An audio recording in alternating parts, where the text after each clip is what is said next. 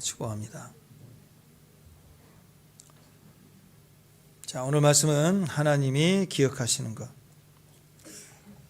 하나님 뭘 기억하시는가? 오늘 노아 이야기 속에 창세기 8장에 나와 있는 하나님이 기억하시는 것, 꼭 기억했으면 좋겠습니다. 1절 말씀입니다. 8장 1절 말씀. 자, 앞을 보시고 한 구절입니다. 다 같이 읽습니다. 시작. 하나님이 노아와 그와 함께 방주에 있는 모든 들짐승과 가축을 기억하사 하나님 바람을 땅 위에 불게 하심에 물이 줄어들었고. 한 번 더 시작. 하나님이 노아와 그와 함께 방주에 있는 모든 들짐승과 가축을 기억하사 하나님 바람을 땅 위에 불게 하심에 물이 줄어들었다. 기억하셨고 행하시니까 역사가 일어났다, 그 얘기입니다.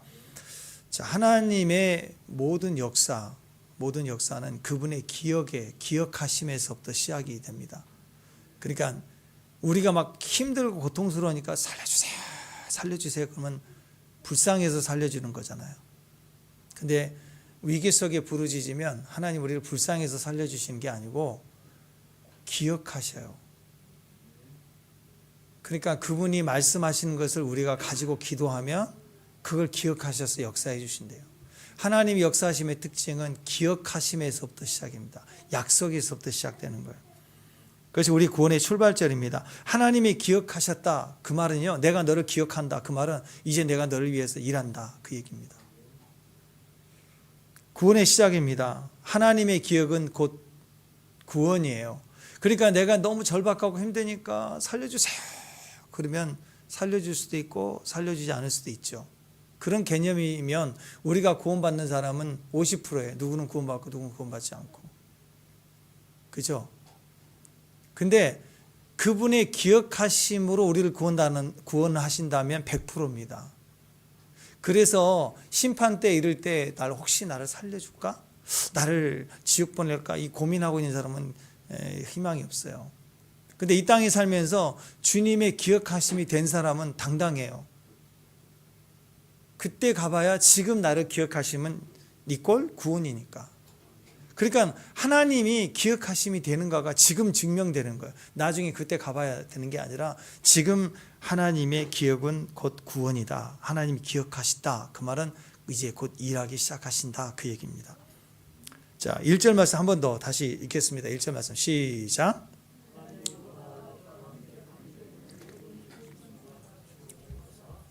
하나님의 바람을 땅 위에 불게 하심에 물이 줄어들었다. 여기서 기억하사 있죠. 기억하사, 이 단어가 아즈카라입니다. 아즈카라. 여러분 말씀에 있는 기억하신지 모르겠어요. 아즈카라. 이건 꼭 기억하세요. 아즈카라. 한 번 더 따라서 합니다. 아즈카라. 아즈카라. 아즈카라. 하나님이 기억했다, 기념하신다, 생각했다. 생각하는 거, 기억하는 거. 이게 아즈카라입니다. 원래 뜻은요, 이거예요. 원래 뜻은 반지와 같아요. 반지. 사랑하는 사람의 반지. 그러면 그 반지는 그 사람이 아니지만 일부죠. 마음의 일부인데 그 반지를 기억하는 것. 그 반지를 통해서 누구를 생각해요? 사랑할 사람을 생각하는 거라고. 부분이죠. 부분인데 전부를 기억하는 거예요. 생각하게 하는 거예요. 그래서 뭐 커플링도 하고 뭐 그런 거 아니겠습니까? 우리가 하나님께 부분을 드리는데 하나님은 전부를 받으시는 거예요. 부분을 받으시면서 전부를 받은 것처럼 간주해 주는 거예요. 11조의 원리가 그겁니다. 10분의 1을 드리지만 부분을 드리는데 하나님은 그래, 네가 나를 전부를 바쳤구나, 이렇게 받으시는 거예요. 이게 아즈카라의 원리입니다. 자, 왜 이것이 구원의 원리인가? 율법주의적인 이 세상 사람들의 사고, 특히 가성비라고 생각하는 요즘의 판단의 기준, 가성비, 이게 다 율법주의거든요. 이거하고는 달라요. 이런 사람들의 생각과 내 생각과 네 생각은 다르며 그랬죠. 그렇기 때문에 우리는 다 들어야 다 드린 거예요. 부분을 드리고 다 드린 걸로 간주한다고, 뭐 이런 게 있어, 뭐 이렇게 생각한다고. 근데 사람들은 90은 90이고 100은 100인 거예요. 사람들의 생각은 항상 100% 돼야 돼요. 안 그러면 따져요. 왜 그러냐고 따진다고. 이게 사람들의 생각과 하나님의 생각이 달라요. 하나님 나라는 부분을 드림에도 전부를 바쳤다라고 간주해 준다. 이게 아즈카라입니다. 자, 이것이 원래 어디서 나왔냐면 소제라는 제사의 모양에서 나왔어요. 소제는 뭐예요? 밀가루 같은 거, 식물을 드리는 건데 가루로 드리는 거예요. 소제를. 가루를 드릴 때 어떻게 드리느냐? 가루에 한 움큼을 쥐어요. 한 움큼을 쥐어서 화재, 불로 태워요. 그러면 하나님이 한 움큼이지만 전부를 태웠다라고 간주해 주는 거예요. 그럼 나머지는, 자, 이렇게 한 바켓을 가지고 왔는데 한 움큼을 드리면 나머지는 제사장들, 레위 사람은 먹고 살아야 되지 않겠어요? 그래서 그 사람들을 먹고 살게 하시기 위해서 하나님이 한 움큼을 드리지만 전체를 받은 것처럼 드리는 자는 전체로 받은 걸로 하나님이 받으시고 나머지는 하나님의 종들, 땅을 기업으로 얻지 못하는 종들을 향하여 먹이시도록 주셨다라는 거예요. 하나님이. 이게 아즈카라의 원리입니다. 한 움큼 집은 거, 한 움큼 집은 거, 그걸 통해서 전부를 드렸다라고 하나님이 우리에게 쳐주는 거예요. 다 드린 거 아닙니다. 한 움큼을 드렸지만 전체를 받으신 거예요. 자, 그래서 하나님이 내가 한 움큼을 드릴 때 하나님은 나를 기억하시고 나를 기념하고 하나님은 그 한 움큼을 전부로 드렸다고 기억해 주는 거예요. 너는 내 평생에 나에게 전부를 드렸구나. 나는 10의 1조인데 나는 한 움큼인데 오늘 찬양 딱 한 곡 했는데 그 찬양할 때 전심으로 드렸다면 너는 전부를 나에게 쏟아 부었구나. 이렇게 받으신다. 축복합니다. 네, 이게 아즈카라의 원리입니다. 그러니까 죄에 대한 생각도 보면 인간적인 생각, 우리의 생각을 보면 좀 달라요. 평균의 기준으로 봅니다. 내가 과거에 100 정도의 죄를 지었다라면 지금 100 정도의 의가 있어야 해결되는 거라고. 그걸 까주는 거예요. 90이면 90을 해줘야 까주는 거예요. 최소한 80이면 80 이상을 해야 까주고 남는 거죠. 그런데 100이란 죄를 지었는데 10이라는 걸 해갖고는 까줄 수가 없죠. 택도 없는 거 아니에요. 그게 인간의 구원의 생각이 율법주의라고. 그래서 행위를 해라, 행위를 해라, 행위를 해라. 자꾸 우리에게 요구하는 거예요. 행위를 통해서 구원의 접근에 가려고 하는 거. 근데 하나님은 그렇게 얘기하지 않았어요. 내가 허다한 죄를 지었다 할지라도 내가 더 많은 의를 행함으로 그것이 갚아지는 게 아니라 죄의 행위를 두고 하나님을 향하여 내가 진심으로 헌신하고 순종하면 그 한 번, 그 작은 부분을 가지고 전체를 구원해 주시는 거예요. 전체를 까주시는 거예요, 하나님. 그게 은혜의 원리가 된다라는 것입니다. 왜냐하면 우리가 평생 지은 죄, 여러분 지난 자라오면서 일생에 지은 죄를 다 기억하세요? 기억하세요? 그거 어떻게 갚아요? 우리 수아나 예린이 정도면 혹시 죄를 지었다고 해도 갚을 시간이 나도 있지. 지금 60 넘으신 50 넘으신 분 다시 50년 거슬러 가서 갚아도 그거 다 안 돼요. 기억도 못 하는데 어떻게 갚아요? 그거 자기 공로로 갚는다는 건 불가능합니다.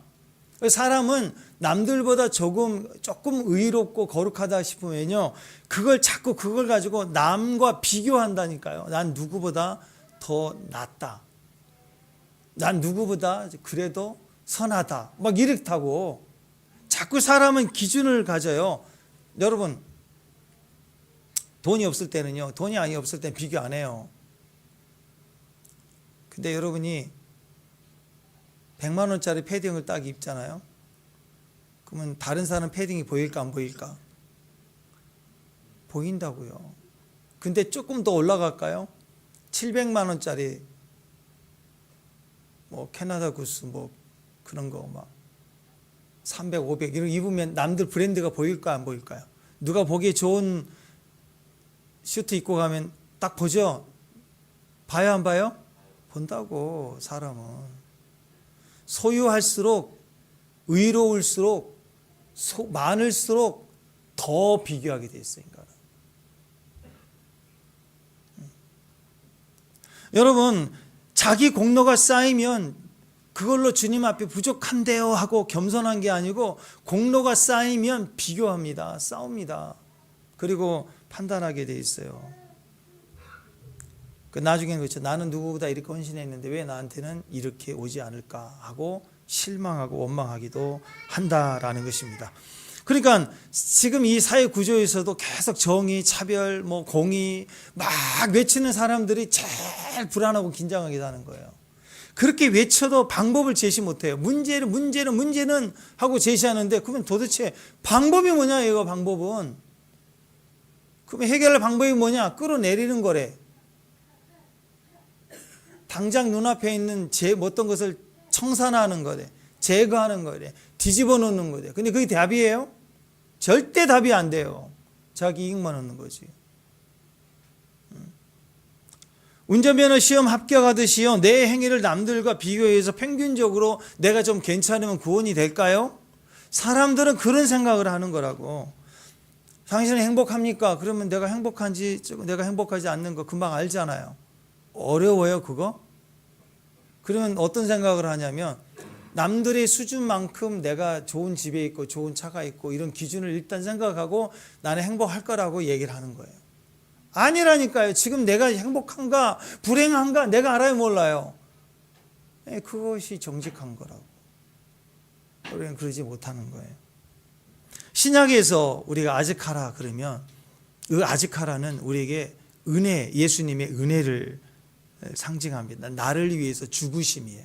자, 나는 내 인생의 죄와 허물과 실수와 부족함에 대해서 어떠한 행위를 한 적도 없고 나는 온통 실수투성이고 죄로 가득 찬 인생이었다 할지라도 예수님이 나를 위해서 피를 흘리고 죽으셨다는 것을 내가 단지 믿기만 해도 그 부분이 나의 전부의 구원을 쳐주는 거예요, 하나님이. 사랑의 원리에는 이게 통한다고. 사람의 물질법주의에서는 말이 안 돼. 어떻게 금수저 이런 거 하면서 싫어하잖아요, 사람들이. 막 끌어내려야 되는 거예요. 똑같이 시작해야 그게 차별이 없는 거라고 얘기한다고. 근데 아니에요. 그분이 금수저가 되려면 그냥 됐습니까? 그 아버지가 얼마나 노력하고 고생해서 세금 다 내고 만들어낸 재산 아니에요. 그거 물려주는 게 그렇게 억울해요? 사람은 다 자기에게는 그게 정의로운 거고 남에게는 불이 차별이라고 생각하는 거예요.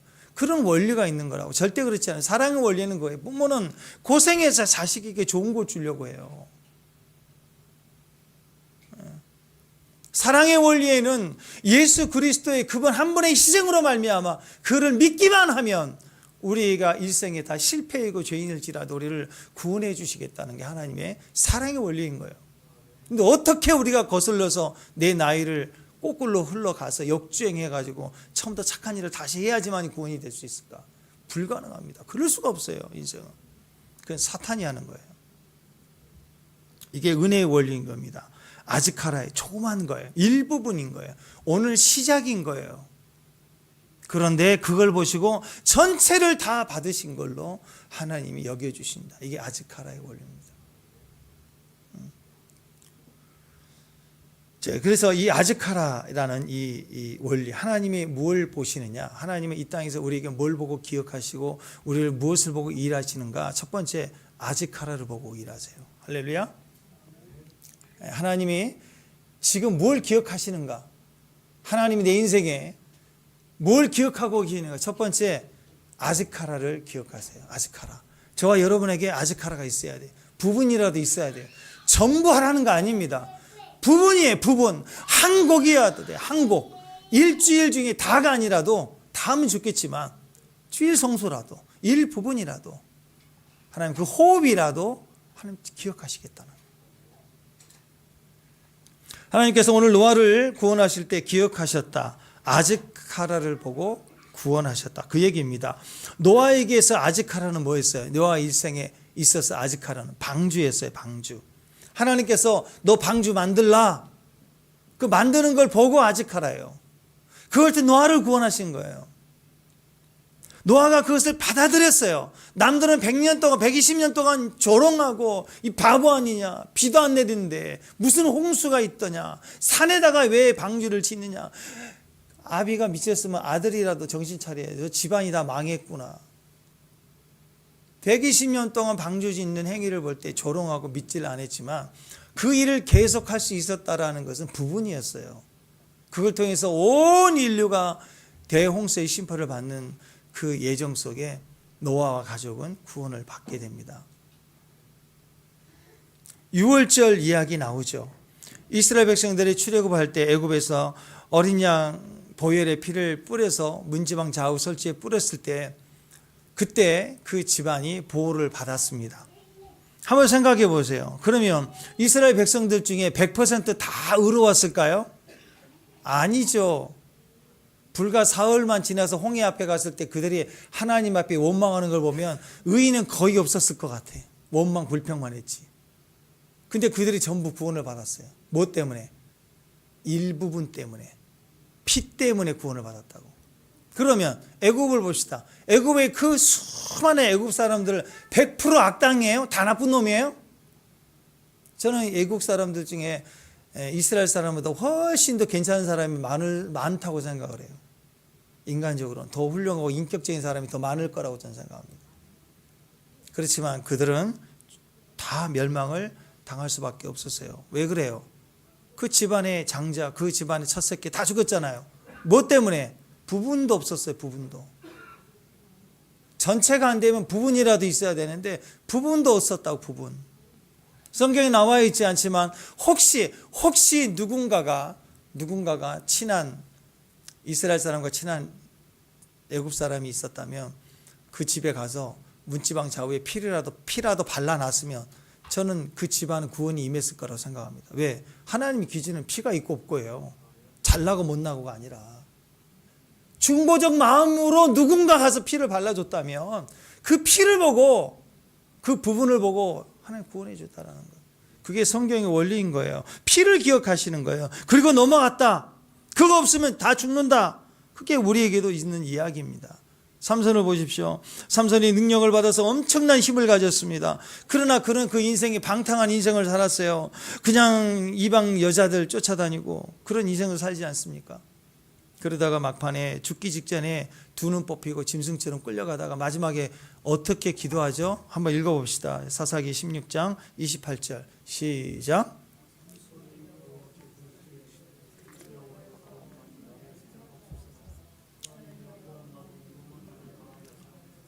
나의 두 눈을 뺄 블레셋 사람들에게 원수를 단번에 갚게 하옵소서.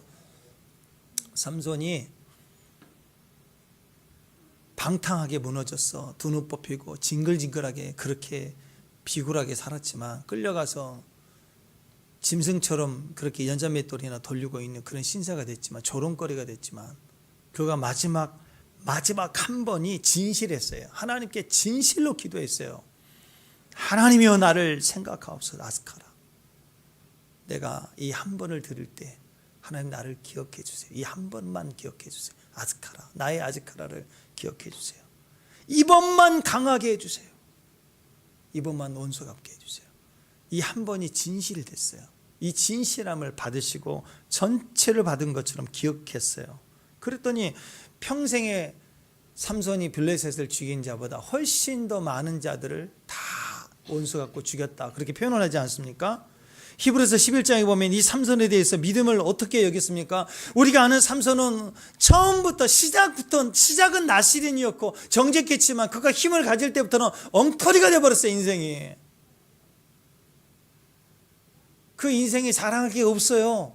근데 마지막 한 번 불꽃같이 주님 앞에 자기 신앙을 처절하게 고백하고 하나님 그걸 받으셨을 때 블레셋의 전쟁이 이기는 그 승리를 한 번 딱 준 게 아니라 11에서 11장에는 뭐라고 얘기하지 아세요? 읽어보세요. 시작. 내가 무슨 말 더하리요? 기드온, 바락, 삼손, 입다, 다윗, 사무엘과 선지자들의 일을 말하려면 내게 시간이 부족하다. 보세요. 기드온, 바락, 입다, 다윗, 사무엘 이런 사람들의 영적 레벨까지 삼손은 올려놨어요. 삼손의 실제적인 삶은 엉망이었지요. 비참했어요. 두 눈 뽑히고. 근데 그게 마지막 진실함을 진실로 받으니까 하나님 어떻게 해요? 그를 사무엘 또 다윗, 입다 이런 영적 거장의 수준만큼 삼손을 반열로 올려놔 버렸잖아요. 그 인생을 받으신 거라고. 이게 아즈카라의 원리인 것입니다. 삼손의 삶 전체를 의롭게 보시는 거예요. 신약에도 예수님이 십자가 달렸을 때 강동 우편이 그랬습니다. 예수님 앞에 뭐라고 그랬어요? 누가복음 23장 시작.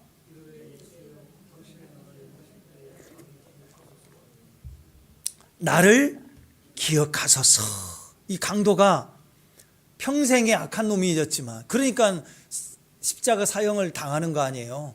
그런데 그가 할 수 있는 거 의로운 행위는 1도 없었어. 의로운 행동은. 그런데 주님을 바라보고 처음에는 이 옆에 좌편에 있는 강도와 똑같이 예수님을 막 조롱하고 욕했어요. 근데 달려있는 동안에 안 거예요. 이분이 메시아인 걸. 이분은 죄가 없다는 걸 안 거예요.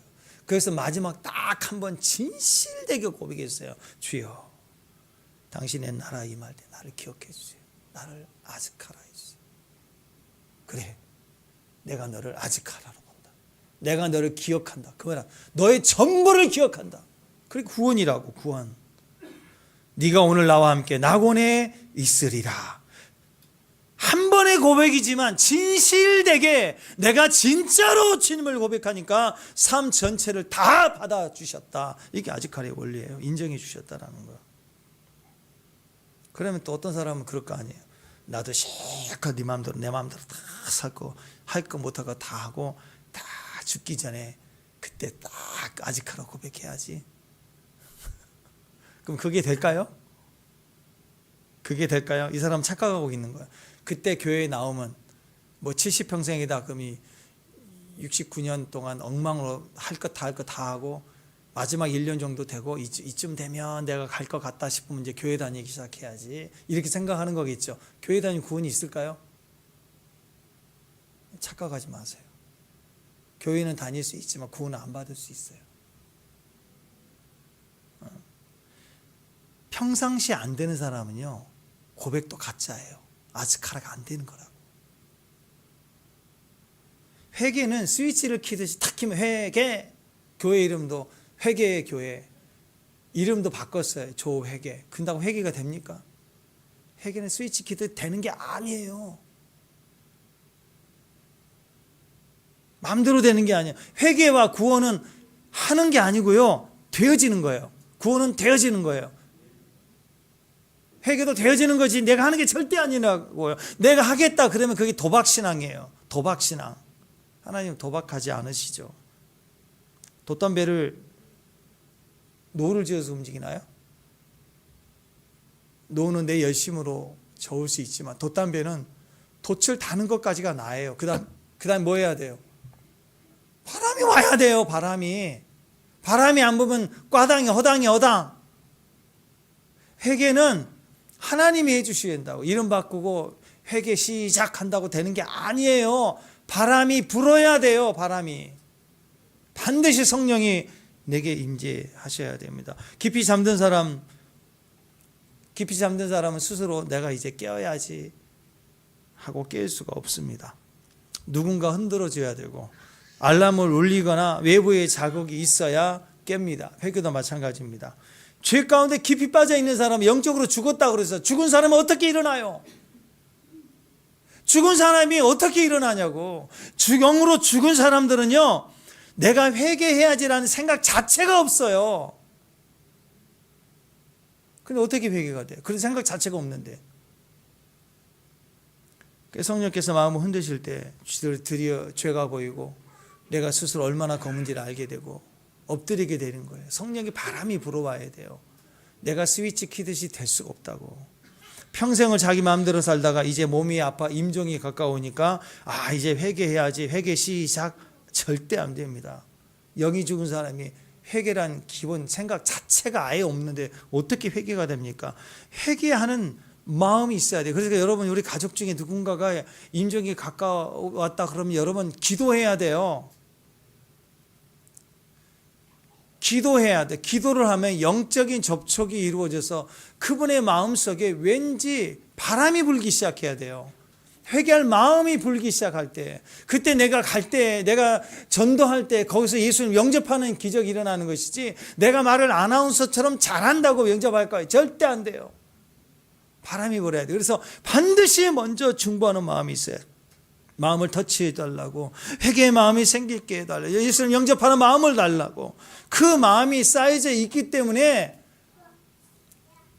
영접 기도하시죠. 아니면 천국에서 만나야 되지 않겠어요 하고 전도할 때 받아들여지는 거라.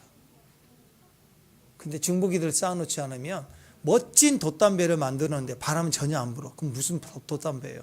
바람이 불어야죠. 그래서 기도해야 됩니다. 예수 믿는다고 고백하는 것이 죽기 전에 그냥 내가 원한다고 되는 게 절대 아닙니다. 절대 아닙니다. 절대 아니에요. 죽어도 아니에요. 영적 세계 무섭습니다. 하나님 정말 살아계셔요. 예전에 한번 간증에 있잖아요. 그 권사님, 그 열심히 했던 권사님 암에 걸려서 교회를 못 나오고 신방 가려고 했더니 가족도 오지 말라고 그러고, 암 말기가 되니까 너무나도 이상한 소리 해야 되니까 가족이 창피한 거예요. 그래서 구역 식구들, 목사님 그래도 기도해야 된다고 임종 직전에 오늘 내일 하시니까 집으로 쳐들어갔어요. 그 기력이 없던 그분이 막 소리를 지르고 나가라고 욕을 하고, 그래도 기도해야 된다고 문 열고 들어가서 찬송가 이불을 뒤집어 쓰고 있는, 찬송 다 끝났는데 조용해서 이불을 그 아들이 떨쳤더니 귀를 맞고 죽었어요. 귀를 맞고. 그러니까 여러분 몰라요. 직분과 어떤 행위 때문에 구원이 있다고 믿는 거 아니라고. 교회를 한 번도 안 나왔어도요, 미안하지만 떨린 마음으로 전도를 했는데 기다렸다는 듯이 영접하는 분 많이 봤어요. 저는. 하나님 은혜가 있어야 돼요. 평생 직분 가지고 헌신한 것처럼 보이지만 자기 인생이 병이 오고 사업이 망하고 어려운 일 올 때 하나님을 아주 헌신짝처럼 버리고 싫어하고 미워한 분들, 저는 구원을 의심해 봐야 돼요. 구원의 역사는 여러분 분명합니다. 정말 하나님이 살아계시거든요. 그래서 우리 마음에 그것을 주장할 때 그것을 구원이라고 합니다. 그 원리는 아즈카라입니다. 부분이라도 되는 거예요. 하나님 우리에게 은혜를 주실 때는 100% 의로워해 주는 게 아니에요. 망하고 찌그러지고 까지고 박살나도요, 회개하는 마음으로 진실되게 고백하면 구원뿐만 아니라 그의 삶의 능력도 주시는 거예요, 하나님이. 그래서 한 번의 예배, 한 번의 찬양 너무나도 귀한 거예요, 여러분. 작은 고백이라도 오늘 이것이 지금 있으면 인생 전체까지 우리의 반열을 높여주시는 거예요. 이스라엘 백성들의 출애굽 당시 얼마나 고통을 당했습니까? 하나님께서 그대로 울부짖음을 아즈카라 그랬어요. 출애굽기 2장 24절. 자, 시작.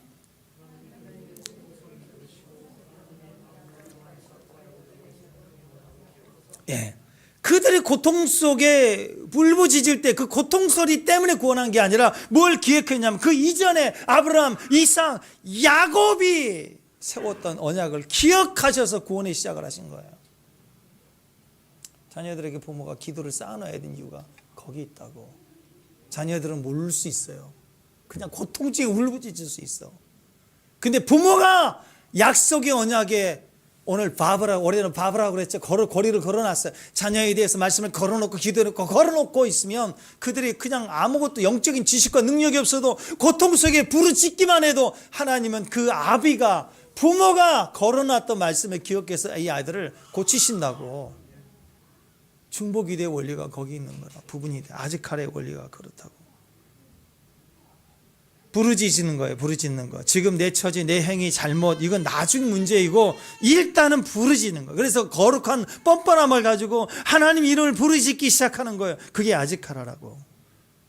그래서 24절 지금 이 말씀 보면 이삭과 야곱에 세운 그 언약을 기억하사, 또 25절 보세요. 25절 시작. 하나님이 이스라엘 자손을 돌보셨고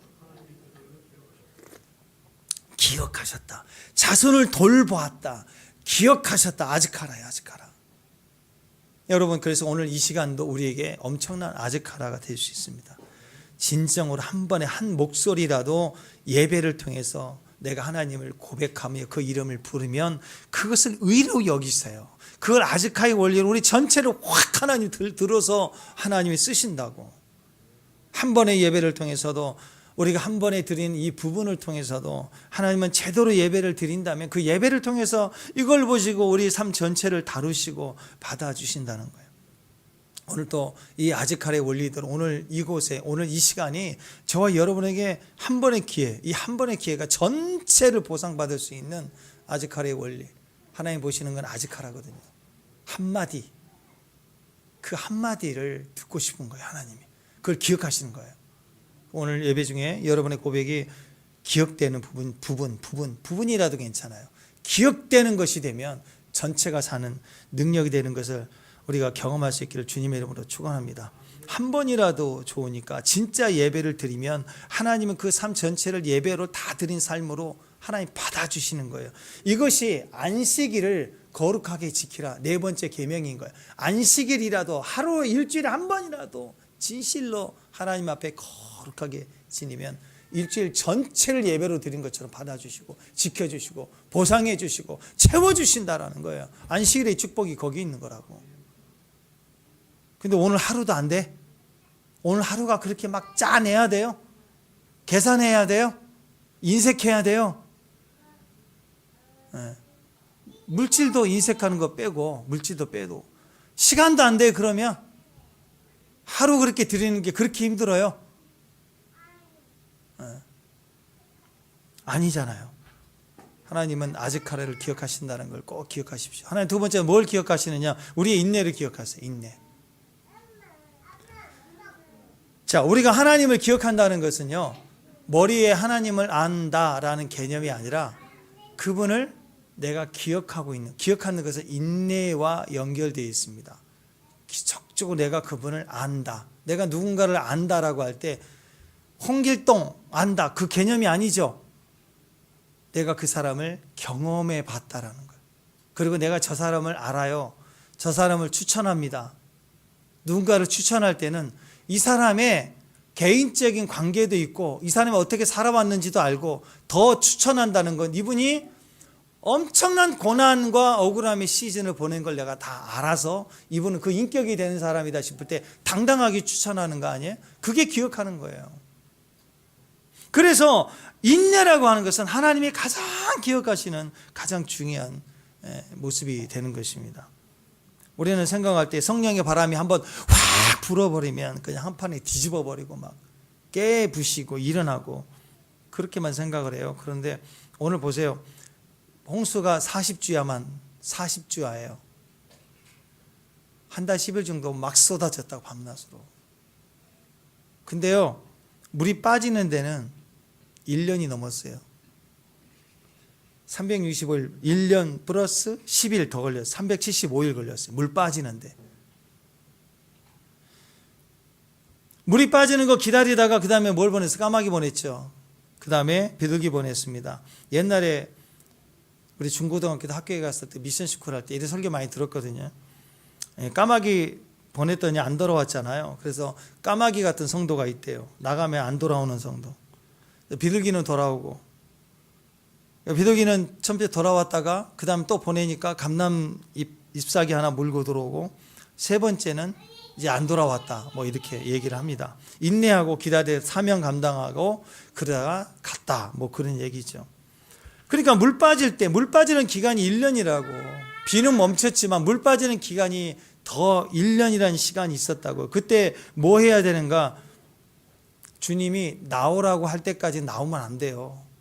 비가 막 쏟아졌던 40주야처럼 그대로 있어야 된다고. 이 뜬들이는 시간 동안에 딴짓하면 안 돼요. 까마귀처럼 날아가 버리면 안 되는 거예요.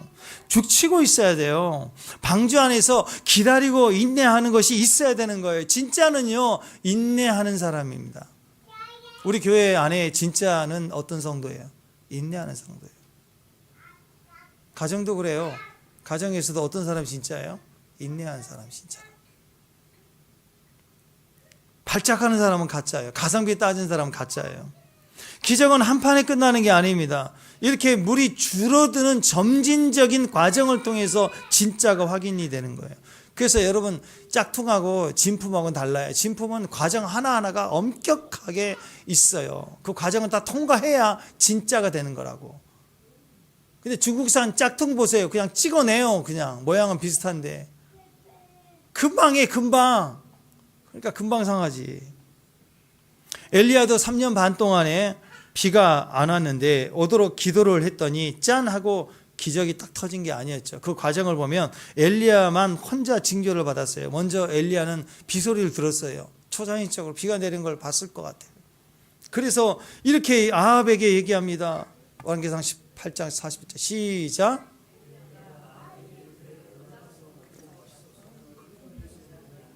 엘리야만 들었어요. 세상의 기준으로 보면 엘리야 미친 거죠. 근데 엘리야는 비소리를 들었어요. 왕이여 올라가서 이제 먹고 마시세요. 고민하지 마세요. 비소리 들리나이다. 징조는 누구에게만 임했어요? 엘리야에게 임했다.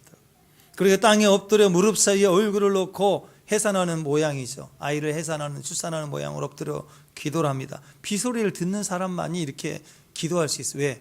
하나님의 말씀을 받기 때문에, 계시를 받았기 때문에 이게 그대로 될 것을 기도하는 거예요. 그냥 소원을 기도한 게 아니라 계시를 받았어요. 말씀을 받았어요. 약속을 가졌기 때문에 기도하는 거예요. 아니 뱃속에 아기가 없는데 출산 행동을 막 하는 거, 막 예수가 하면 아기 나와요? 아기가 자라는 과정이 있고 들어찼어야 해산하는 거죠. 계시를 본 사람들만 기도할 수 있는 거예요. 그래서 이런 기도를 했더니 자기 사원에게 확인합니다. 야 이제 올 것 같은데 야 바닷가를 봐라 그랬더니 갔더니 없는데요. 그거 돌아왔어. 그랬더니 또 기도하고는 야 또 가봐라 갔더니 없는데요. 이걸 7번째나 했어요. 7번째 가서는 손바닥만한 구름 하나 보이네요. 이제 징조가 조금 확대돼서 자기 가까운 사람에게 여러 번 얘기했을 때 이제 그게 보여진 거예요. 이제 징조가 조금 나타났어요. 그러니까 번갯불로 콩 볶아 먹듯이 그렇게 팍 기적이 나타난 게 아니라 징조가 있고 기도로 짜내고 해산하고 또 사람들 주변에 가까운 사람이 그렇구나라고 그때 이상하게 손바닥만한 거 우습게 넘길 수 있는 형태로 오지만 징조가 확대되어 가는 거예요. 그리고 나서 비가 쏟아졌습니다. 자, 여기서요, 징조라고 하는 것은 이렇게 여러 모양으로 확대되지만, 확대가 되는 것이지만, 여기에 몇 월, 몇 시, 언제, 정확한 날짜와 시가 있어요, 없어요? 없어요. 마지막 때 주님 오실 때도 마찬가지예요. 주님 오실 때가 되면 거룩한 신부들 속에는 환상과 계시와 징조와 여러 모양으로 주님 오실 때가 너무 가까이 왔다는 것을 느끼고 알 거예요. 그러나 날과 시는 몰라요. 그때 우리가 할 일은 뭐죠? 그 징조를 따라 기다리는 거예요. 기도하고 그리고 주변에게 야 좀 한번 봐봐, 알려봐. 그리고 또 기도하고 또 알려봐 하면서 요 시간을 보내는 거예요. 노아는 1년 가까이를 이렇게 기다렸다고. 방주 안에 시간이 답답합니다. 창문도 몇 개 없어요. 얼마나 힘들겠습니까? 우리가 예수 믿는다는 것도 마찬가지입니다. 교회 다니면 모든 게 다 풀려질 것 같지만 사실 쉽지가 않아요. 교회 다니는 것도 때로는 너무 답답하고 너무 힘들고 그리고 하지 말라는 것도 되게 많고 또 뭔가 끊어야 되는 것도 많고 막 힘들어요. 힘들 때가 있어요. 깝깝할 때가 있어요. 교회 다니는 게 깝깝할 때가 있다고. 일은 되는 게 없고. 오늘 메시지는 뭐예요? 그래도 방주 안에 머물러 있어야 돼요. 과연 말씀처럼 비와로 비가 쏟아지는 길은 심판의 시간이 40일이지만 1년 가까이 그 가깝은 시간을 보내야 된다니까. 광야는 40년이에요. 답답함이 일상이 돼야 돼요. 그때 아이고 방주 바깥으로 박차고 나가면 까마귀 되는 거예요. 까마귀. 고린도전서 10장 13절 시작. 사람이 시작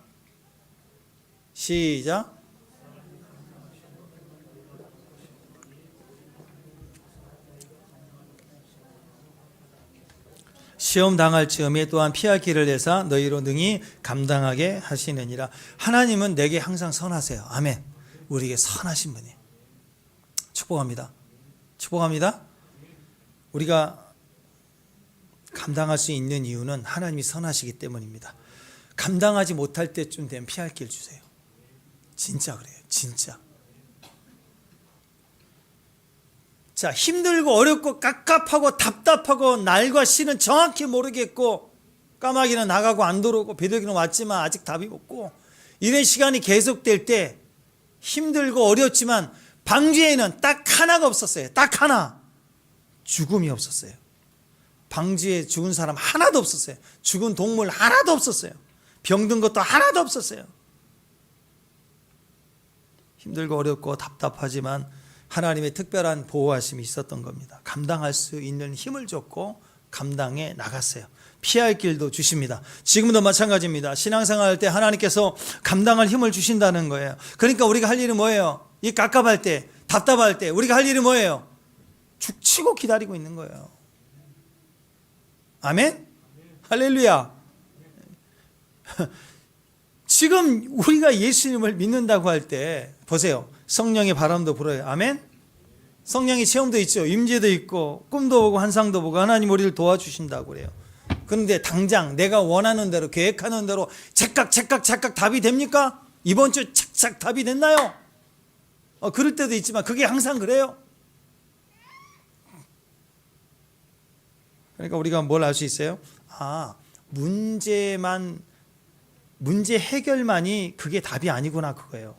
하나님은 이 기간 동안 성도에게 허락된 광야가 있다고요. 그 성숙을 원하는 과정이고요. 우리가 자라나기를 원하는 거잖아요. 하나님이 40지하로 비가 쏟아질 때 드디어 엄청난 홍수 세상을 다 뒤집어 심판하시는구나. 그거 맞았어요. 말씀대로 120년 동안 기다렸던 일이 일어난 것이 얼마나 경외해요. 얼마나 두려워요. 근데 물 빠지는 기간은 1년 10일 동안 기다려야 된다. 답답한 시간을 보내야 돼요.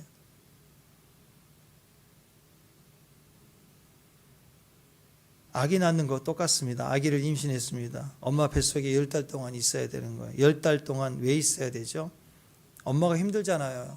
뱃살 다 터지고 배 나오고 숨도 못 쉬고 답답하고 잠도 이렇게 못 자요. 이렇게 잤다가 또 이렇다가 이렇게 자야 되고 산모들 8달 9달 막 10달 가면 막 잠자기 힘들어요. 배 나오니까. 저처럼 배가 많이 나오면 익숙해서 괜찮은데 힘들어요. 여자분들은 엄청 일생에 경험도 못했던 배가 나오니까. 입덧하고 그러나 10달 다 차야지 애가 건강하게 나오는 거예요. 그걸 성숙이라고 얘기합니다. 아이는 뱃속에서 성숙해져 가는 거예요.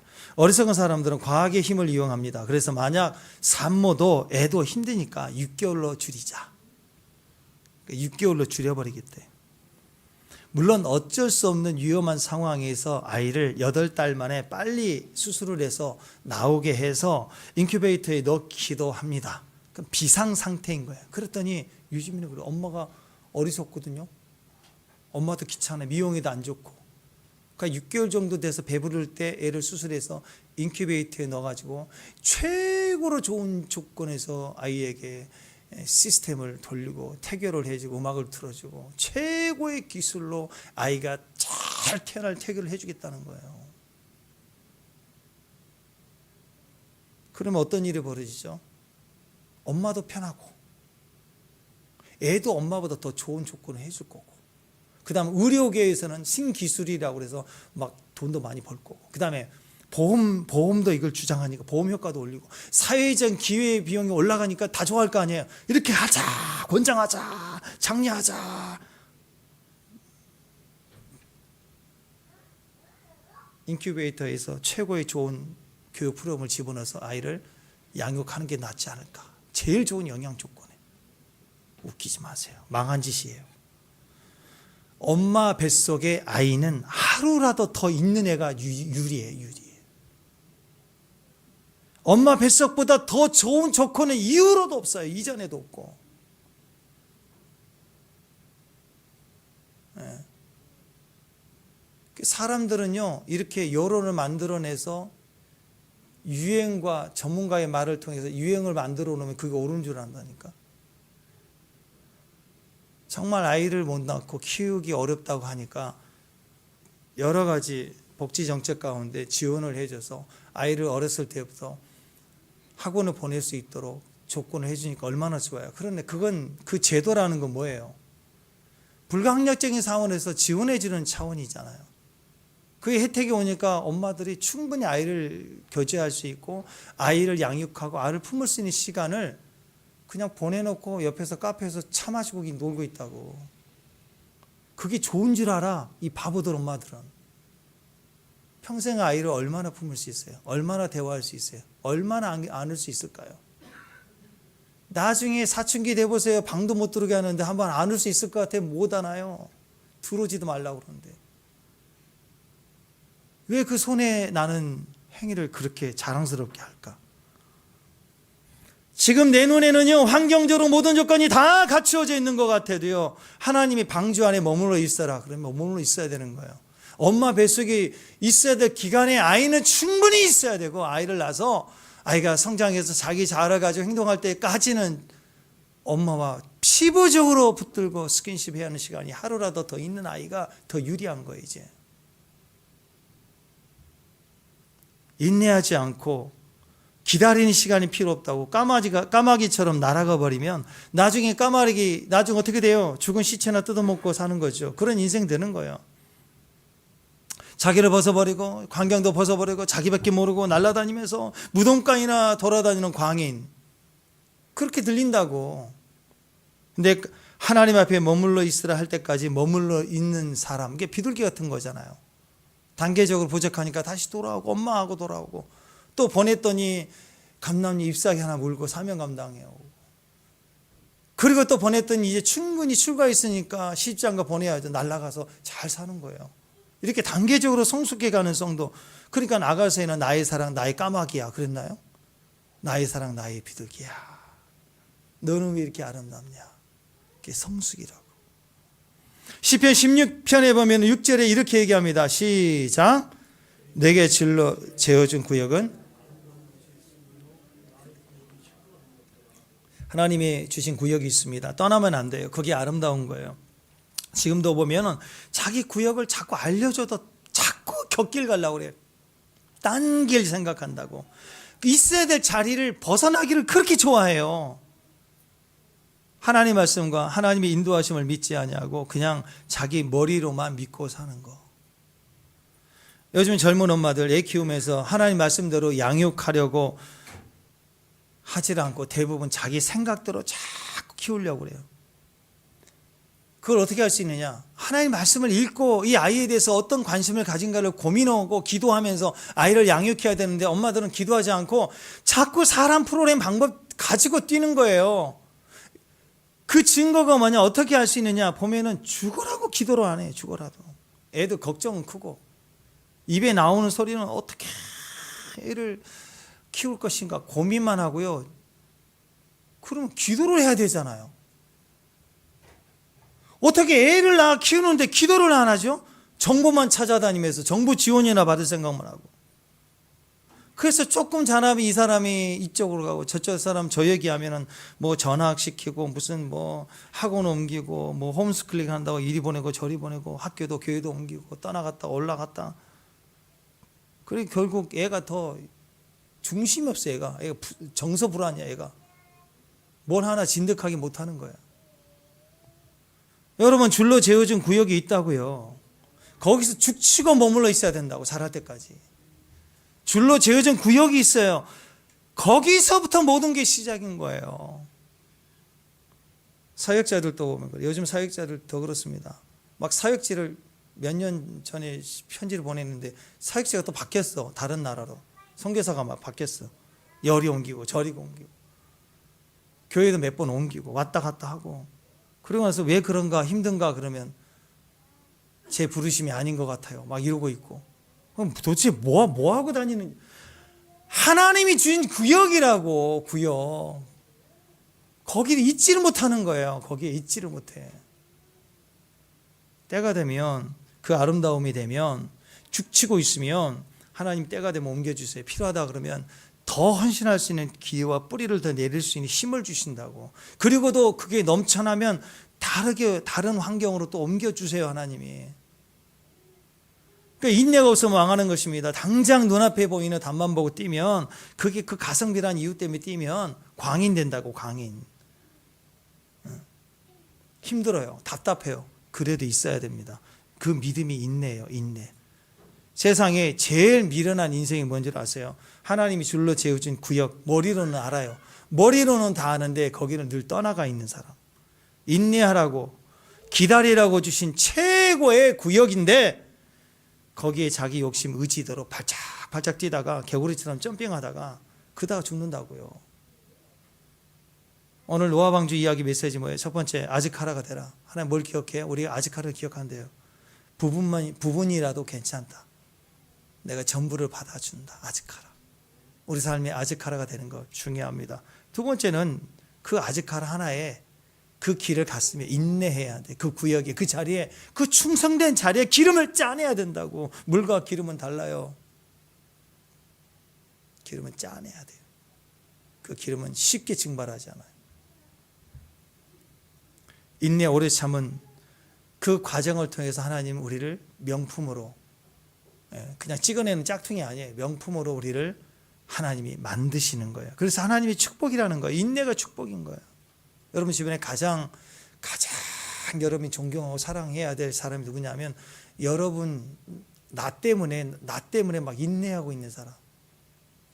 나는 좀 괜찮잖아요. 나는 문제가 없는 사람 아니에요? 근데 이 사람은 나를 위해서 엄청 인내를 막 참고 있어. 근데 제일 존경해야 될 사람.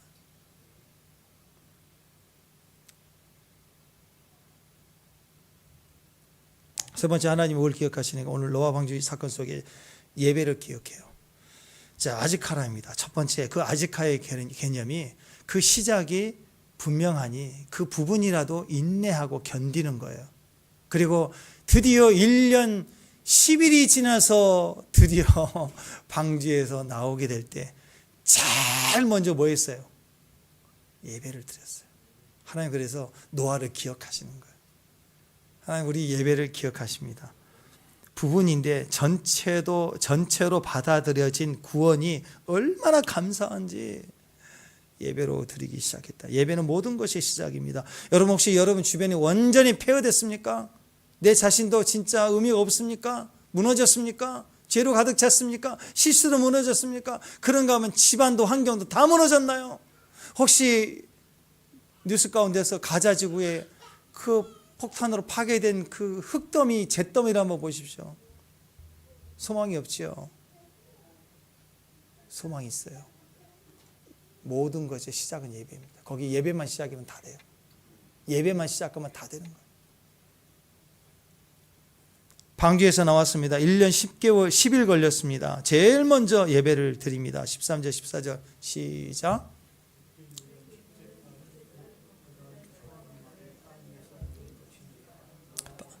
뚜껑을 제치고 본즉 지면에 물이 갇혔더니 둘째 달 21의 날에 땅이 말랐더라. 총 1년 10일 걸렸습니다. 이제 나오라.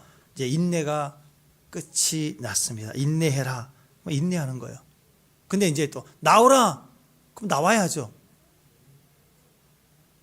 이제 인내할 때가 있고요.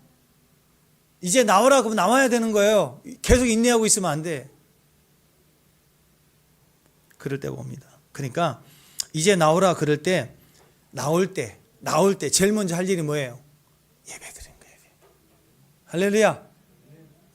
예, 준비해야 돼요. 인내하라 할 때 인내할 때 뭘 준비해요? 이제 곧 있으면 나오라 할 때 뭐 할까? 뭘 드릴까? 무엇을 고백? 예배라는 게 예배.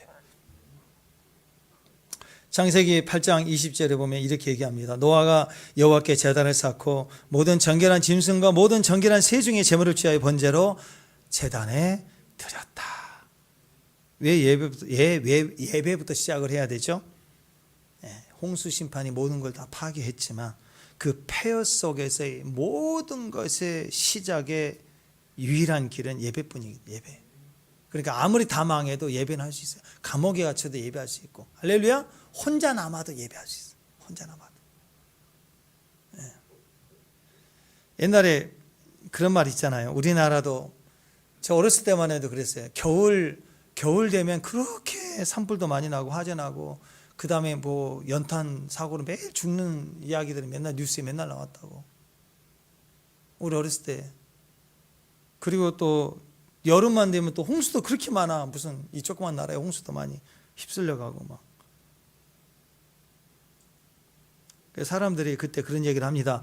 불이 나고 난 다음에는 그래도 남는 게 있대요. 안 탄 게 한두 가지씩 있대. 안 탄 게. 건질 게 있다는 거야. 근데 물로 한번 휩쓸어지면, 물난리 나면 남는 게 없대요. 쓸 게 하나도 없대요. 다 부풀러 버리고 섞여 버리고 고장 나 버리고 물난리 당하면 남는 게 없대요. 기가 막힌 거죠. 이게 홍수재앙입니다. 아무것도 없어요. 아무것도 없을 때 제일 먼저 할 일이 예배. 할렐루야. 예배가 중요해요. 예배. 아무것도 없는 상황에 이제 방주의 문을 열고 나왔을 때 노아가 제일 먼저 한 일은 번제 드렸습니다. 예배 드렸습니다. 여러분, 우리 인생 가운데 하나님이 어떨 때는요, 일부러 그러신가? 하나님이 일부러 나한테 그러시는 것 같아요. 내가 왜 잘못이 별로 없거든요. 아니, 정말 남들에 비해서 내가 그렇게 악하게 산 사람이 아니에요. 물론 100% 의롭냐 그러면 아니겠지만, 그래도 그러니까 자기가 아무리 생각을 해도 하나님 나한테 일부러 그러시는 것 같아. 막 다 쓸어가 버리는 거예요. 여러분, 세상에서 가장 가난한 왕이 최저임금이라며요.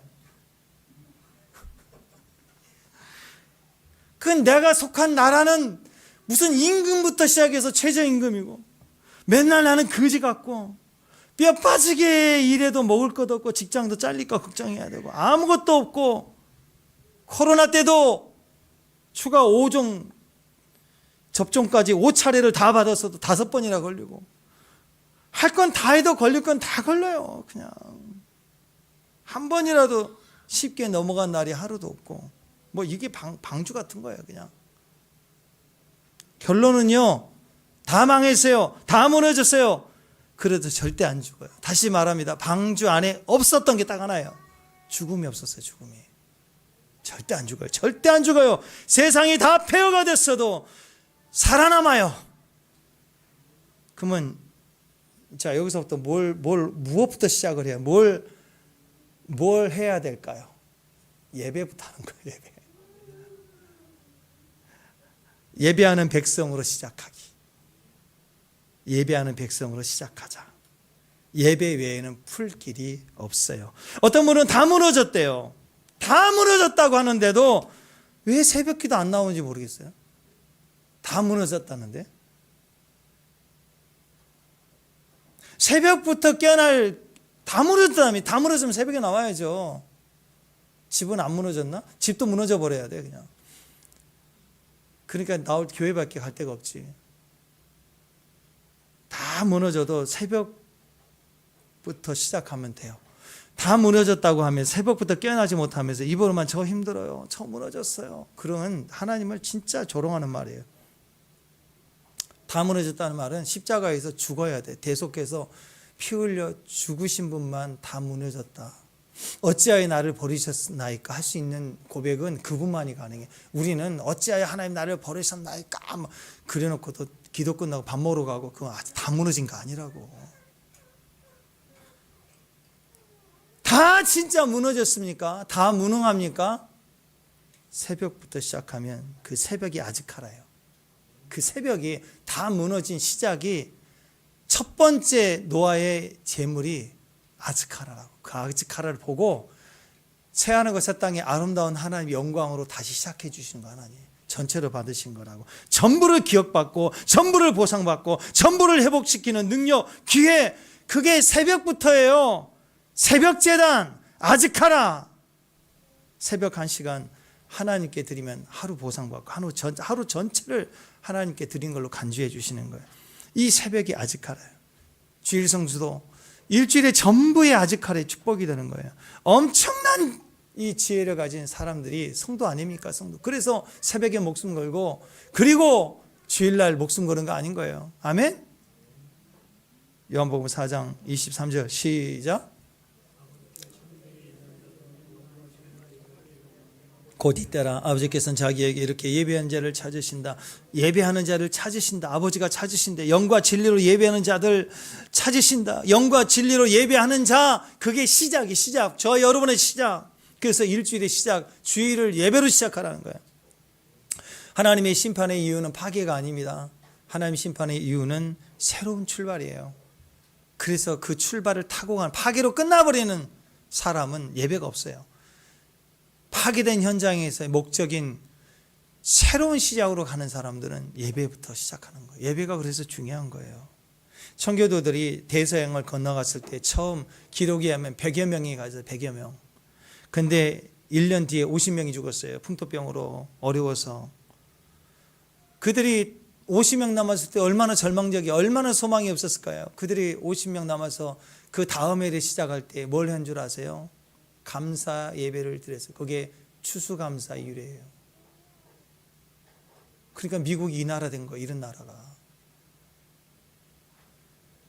그들은 예배 드렸어요. 50명 남았지만 예배를 드렸어요. 그리고 나서 교회도 지었어요. 그 다음에 뭐 했어요? 학교를 짓자. 그리고 집을 제일 나중에 지었어요. 그게 미국이 시작이었다고. 뭐 옛날 얘기라고 싫어할 수 있어요. 무슨 라떼는 그랬다, 꼰대다, 그러고 뭐 보리콕 이야기 뭐 그런 싫어할 수 있는데, 아니, 노아가 그랬다고. 노아가 제일 먼저 한 예배 시작. 청교도들 다 망했을 때 시작 예배 드리고, 그 다음에 뭐 했어요? 예배 드렸더니 너백 예배의 소망이 너무 행복하니까 모일 장소 교회 짓자.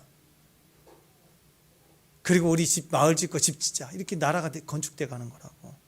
우선순위가 거기 있어요. 근데 우리의 우선순위는 어떻게? 우리의 우선순위, 집 마련이 하도 어려우니까 자동차 사고, 꿈의 소원 집 사고, 그 다음 주식한다, 코인한다, 그러다 빚지고 다 날리고. 노아 시대하고 뭐가 달라요? 다 망한다니까요. 세상은 다를 게 없잖아요. 점점 망해가는 시대. 뭔가를 자꾸 소유하는, 뭐가 빠졌어요? 기초가 예배인데 예배부터 시작하지 않는 모든 소유들이 많아져도 다 망해가는 거예요.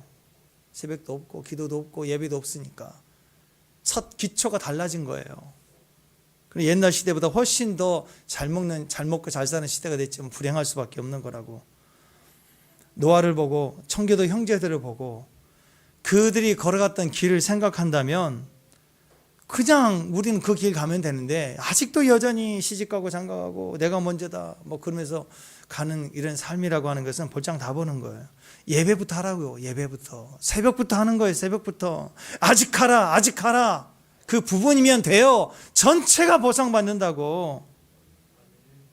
요즘 바쁘다 그러는데, 바쁜 사람들 왜 바쁜 줄 아세요? 바쁘다는 의미가 뭐예요? 마음이 없다라는 거예요. 고객님 이거 좀 해주시죠. 그럼 저도 그래요. 아이고 바빠서요. 다음에 전화 주세요. 전화 맨날 와. 마음으로는 미안해요. 이분도 얼마나 압박을 받으면서 텔레마케 해야 되니까 얼마나 힘들겠어요. 그리고 거절하게 너무 미안한데 끊을 수가 없어. 말이 너무너무 빨라가지고. 그래서 그냥 바빠서요. 그렇게 해서 끊거든요. 바쁘단 말은 뭐예요? 제가 할 마음이 없어요. 그 얘기 아니에요. 아니에요? 진짜 바쁜 거예요? 기도해야지. 나 좀 바빠서요. 그 말은 뭐예요? 저 기도할 마음 없어요. 그 얘기죠? 아니, 솔직히 요즘 사랑하는 사람들 보세요. 뭐 대구에 있고 뭐 인천에 있는데 시간만 나면 중간에 대전에서 만나. 이게 다 뭐예요? 안 바빠서요? 마음이 있어서.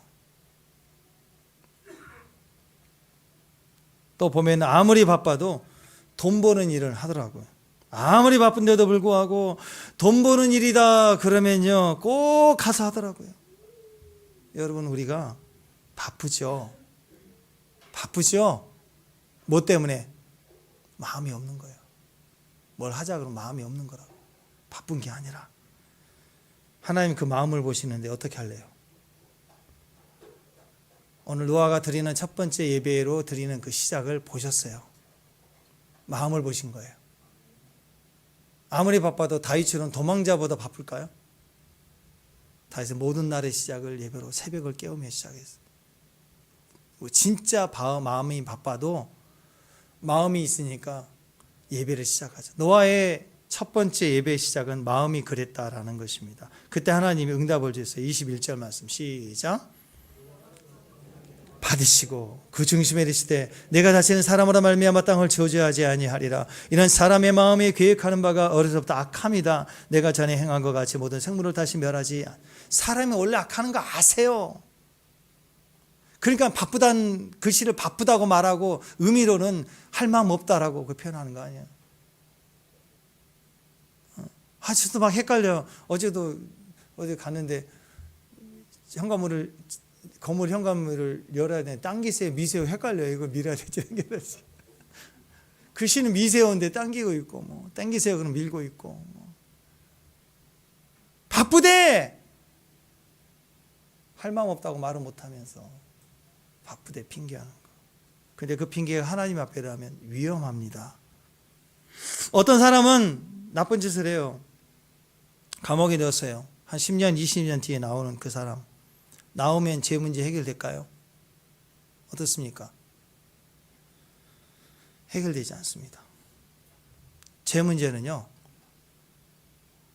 스스로 구원할 수 없어요. 그리고 피 흘림이 없으면 안 된대요.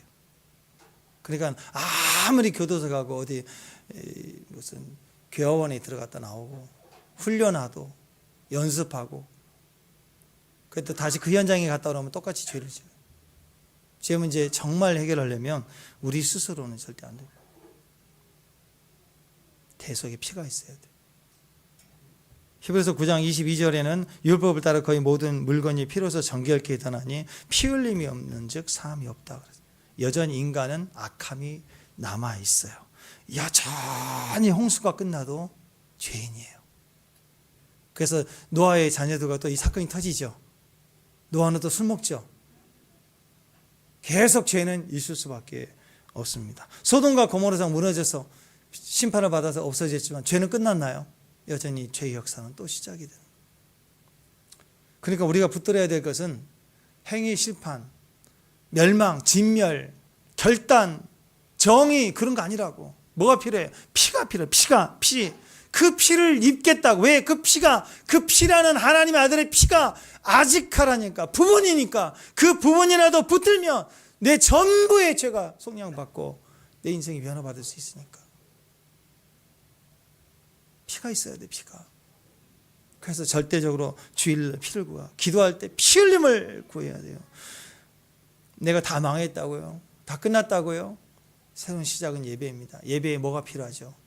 재물에 피를 흘려야 내가 사니까. 피가 있어야 사는 거라고. 어디서부터 풀어가야 됩니까? 예배부터 풀어가야 돼요. 모든 것의 시작은 예배입니다. 내가 진짜 예배를 드리면 그 진짜 드리는 그 예배를 아즈카라로 하나님 받으세요. 그러면 전부가 살아요. 전부가 다 살 수 있어요. 22절 한번 다시 한번 22절 시작.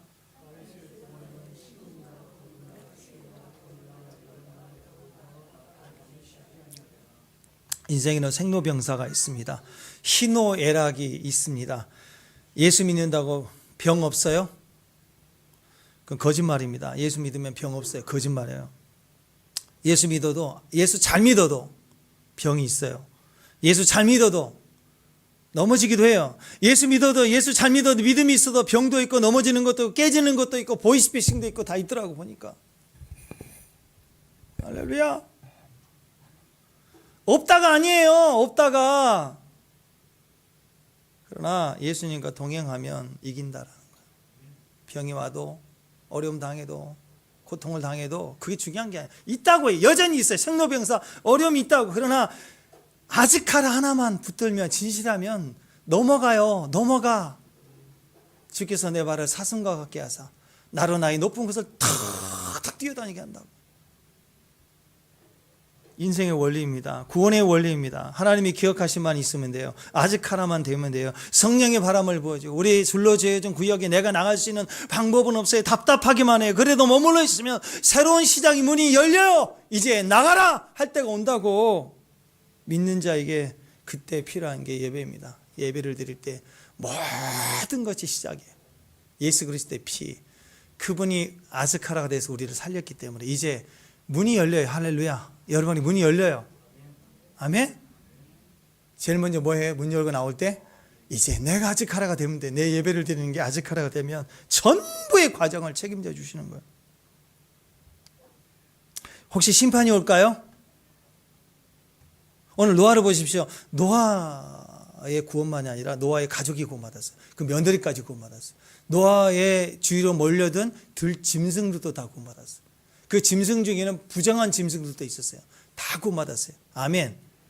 마지막 때 대환란, 대심판, 대재앙이 온다고 합시다. 괜찮아요. 하나님이 우리를 기억하시는 게 아직하라니까. 여러분이 기억하면 돼. 그래서 주님이 말씀하시는 거예요. 너와 내 집이에요. 너와 내 집에 구원한다. 여러분 줄로 지어진 구역이 다 보호받는다는 거예요. 아모스 9장 11절 시작. 그날에 내가 다윗의 무너진 장막을 일으키고 그들의 틈을 막으며 그 허물어진 것을 일으켜 옛적과 같이 세우고. 누구예요? 누구? 다윗의 장막이 무너진 그 장막을 이렇게 세우실 사람 누구예요? 누구? 그 한 사람이 세운다고. 전쟁이나 기근이나 환란이 와도 그 한 사람 때문에 주변이 산다고. 구역이 산다고. 하나님의 심판이 시작됐다고 합시다. 근데 그 심판을 당당하게 멸하지 못하게 막아설 수 있는 사람을 찾고 계신데요. 에스겔서 22장 30절 31절 시작.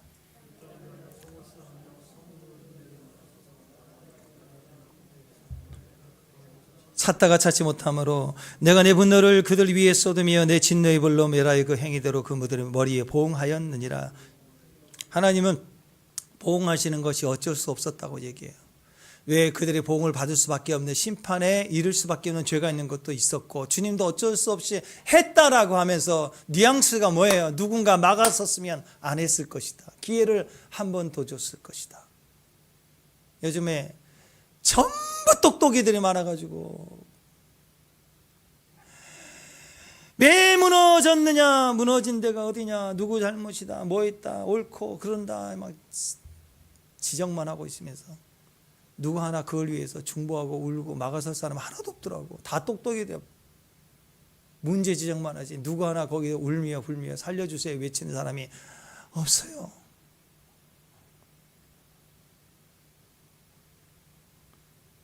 교회를 깨워야 된대. 지 머리는 안 깨지고 무슨 교회를 깨워. 우리가 죄인인데 하나님의 교회를 깨우고 하나님의 세상을 깨우는 거죠. 여러분 교회를 깨울 능력이 없고요. 깨워서도 안 돼요. 여러분이 뭐라고 교회를 깨워. 나라를 깨우겠다. 웃기죠. 정말 자기 자신도 안 되는데. 우리는 하나님 앞에 아즈카라가 되면 돼요. 나 한 사람 피 흘려 견디고 인내하며 살려달라고 엎드리고 은혜를 기억해달라고 하나님께 약속을 다시 상기시킬 수 있는 사람. 나만 피 흘리면 되는 거예요. 나만 엎드려 주 앞에 막아서면 되는 거예요. 사랑하는 여러분, 여러분에게 오늘 하나님의 손길이 느껴졌으면 좋겠습니다. 부분이 되어진 사람에게는 전체를 보상해 주시기 때문에 부분을 드리는 사람에게는 전체를 보상해 주시는 손길이 느껴지게 돼 있어요. 엘리야는 그 소리를 들었어요. 남들은 모르지만. 그래서 진짜 부분을 드린 사람에게는 전부를 주신 하나님의 마음과 임재와 손길이 그때부터 부어지기 시작하는 거예요. 오늘 그 손길이 있었으면 좋겠습니다. 1절에 바람이 불었어요. 1절. 자, 1절. 시작. 하나님이 노아와 그와 함께 방주에는 모든 질짐 가족을 기억하사. 기억했더니 어떤 일? 하나님의 바람을 땅에 훅 불게 물이 막 줄어들었다. 여러분 신기합니다. 창세기에 보면요, 이 바람이란 단어가 루아거든요. 바람, 호흡, 영, 거기다 정관사 더가 붙으면 성령이 돼요. 바람이 부는 것. 하나님의 강력한 역사에는요 바람이 불어요.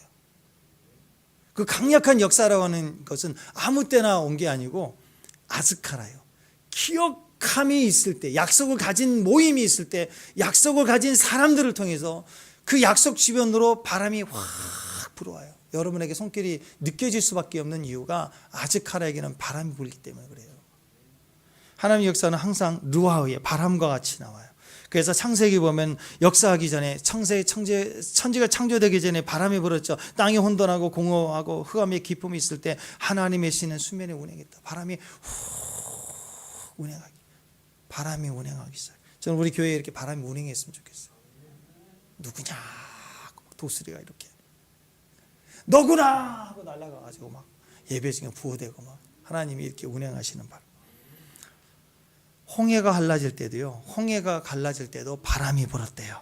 모세가 바다 위로 손을 내밀매 여호와께서 큰 동풍이 밤새도록 바닷물을 물러가게 하시니 물이 벽처럼 갈라졌다. 바람이 불었어요. 애굽에 있을 때 우리가 고기가마의 곁에 앉아 있었는데 그때 좋았다. 그때 죽었으면 좋았을 걸 하고 막 고기 맛도 못 본다고 원망하고 막 그러니까 어떤 일을 벌여졌어요. 하나님이 메추리 떼를 갖다가 바람이 불어서 메추리 떼를 몰고 와서 진영을 덮어버렸대요. 거기도 원망하고 불평할 때 고기 맛 달라고 난리칠 때도 바람이 확 신바람 불어가지고 메추라기가 바람을 타고 와요. 한번 보세요. 신바람 나면 여러분 집에 메추라기 날라오나 고기 날라오나. 예, 하나님의 역사가 거기 바람이 루아의 성령으로 몰아오신다고. 하나님의 심판이 끝나게 만들고 우리에게 구원이 오게 만드는 것이 바람이에요. 루아흐예요. 에스겔 골짜기에 바람이 부니까 생기가 불어오니까 거기 마른 뼈들이 막 살이 붙고 뼈가 서로 막 붙어가지고 군대가 일어나잖아요. 마가의 오순절 다락방에서도 급하고 강한 성령의 바람이 확 불어나니까 대우봉이 터졌잖아요. 바람이 불면 새로운 일들이 시작이 됩니다. 오늘 2절에서도 바람이 부니까 어떤 일이 벌어졌어요? 기쁨의 샘, 하나님의 하늘의 창문이 닫히고 하늘에서 뭐가 일어나요? 비가 그쳤다. 드디어 비가 그쳤다. 바람이 불면 비가 그칩니다. 새로운 일들이 시작이 돼요. 바람이 불면. 1절에서도 바람이 불기 시작하니까 성령이 불어오니까 2절에서 기쁜 샘, 하늘 창문이 닫히고 비가 그치고 3절에서는 물이 물러가고 150일 만에 다 줄어들기 시작했다.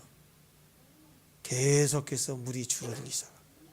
바람이 불면 하나님의 새로운 역사가 시작이 되는 거예요. 바람이 불어요. 이사야 40선장에서도 바람이 불을 때 어떤 일이 일어납니까? 세일이 시작된대요. 시작. 보라 내가 세일을 행하려니 이제 나타낼 것이라. 너희가 그것을 알지 못하겠느냐? 반드시 내가 광야의 길과 사막에 강을 내리라. 새해가 시작할 때 이전 일을 생각하지 말라. 새해를 일으키신다. 바람이 불면 광야에 길이 생긴대요. 바람이 불면 성령이 휙 하고 운행하시면 사막에 강이 생기는 일이 일어난대요. 우리가 그런 찬양했죠. 위메이커. 길을 만드시는 주. 길을 만드신대요. 미래의 길을 만드신대요. 새해의 길을 만드신대요. 주님이 하신 일이에요. 바람이 불면 된다고. 아브라함에게 인생에 바람이 부니까 아브라함의 에이시 바람이 아브라함 그랬죠. 루아흐가 들어가니까 아브라함 인생이 달라지는 거예요. 불가능했던 것들이 바뀝니다. 여러분 새 바람이 불기 시작하면 오늘 우리 가정에 바람이 불 거예요. 아멘. 우리 교회 예배에 바람이 불기 시작할 거예요. 여러분의 사업체에 바람이 불기 시작할 거예요. 그래가지고 막 병든문도 낫고 회복이 되고 사업도 번성이 되고 막 뼈들이 뜨뜨뜨뜨뜨뜨 하고 뼈들이 막 움직여서 붙을 거예요. 뼈들이 막 움직이는 소리.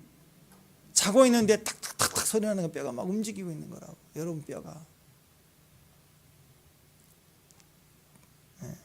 깨진 관계, 재정의 어려움, 재난당한 아픔들 구원받게 됩니다. 불가능했던 일들이 움직임이 시작될 거예요. 바람이 불어옵니다. 다 살아납니다. 성령의 생명이 나타납니다. 새 바람이 불 거예요. 성령의 바람이 불면 메추라기도 몰려듭니다. 홍해도 갈라집니다. 아니 메추라기도 성령의 바람이 불면 모여들질 않은데 까마귀나 나가는 거죠. 비둘기 다시 오잖아요. 다시 와요. 다시 부흥이 온다고요. 뼈다귀들이 막 연결된다고. 여기서 저기서 손잡고. 아니 우리 수아와 우리 예린이가 손잡고 손에 손잡고 뼈도 연결되잖아요. 뭘 못해. 뭘 손 붙잡고 동행하고 나가면 군대가 되는 거예요. 군대 아즈칼의 군대. 예수님께서 풍랑을 다스렸을 때 제자들이 뭐라고 그랬나요? 제자들이 뭐라고 그랬냐면 바람까지라도 다스리는 분이시다 그랬어요. 예수님은 바람까지라도 다스리시는 분이십니다. 우리 다 망해도 괜찮아요. 사방의 폐허가 됐어도 괜찮아요. 오늘 예배하면 그분의 피 흘림으로 우리가 덮여지면 바람이 훅 하고 불 거예요. 아직하라니까. 바람이 불어요. 오늘 그 성령의 바람으로 느껴지고 그 성령의 바람으로 오늘 저와 여러분에게 새로운 일들이 기적처럼 일어나는 저와 여러분 되시기를 주님의 이름으로 축원합니다. 자리에서 일어나셔서 빛나는 우리 왕의 왕, 위대하신 아멘.